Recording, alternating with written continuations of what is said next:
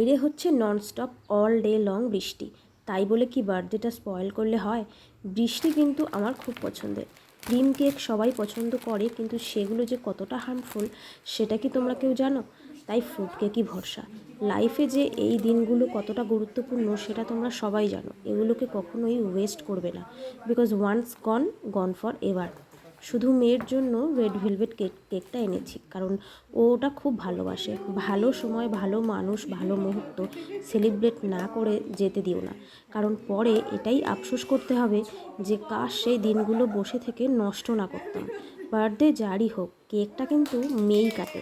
তবে আজকে আর লাঞ্চে কোনো রকম ডিফারেন্ট টেস্টি কিছুই করব না, কারণ সবাই মিলে একটু রেস্টুরেন্টে যাব বলে ঠিক করেছি। এই সুন্দর মুহূর্তগুলো ক্যাপচার করতে আমার খুব ভালো লাগে, কারণ পরের বছর এই ভিডিওগুলো যখন আবার দেখব তখন অনেক অনেক স্মৃতি আবার মনে পড়ে যাবে। কেমন চেটে পুটে কেক খাচ্ছে দেখো। Cake cutting done, now it's time for celebrating the event.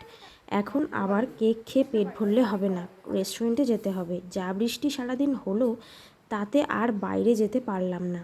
আহানাকে আবার সর্দিতে ধরলে ওরই কষ্ট হবে, তাই বাড়িতে কিনে নিয়ে আসলাম সবার পছন্দ অনুযায়ী mutton biryani, veg fried rice, egg fried rice, chilli paneer, chilli chicken আর তন্দুরি রুটি এনেছি। ভিডিওটি ভালো লাগলে অবশ্যই কমেন্টে জানিও।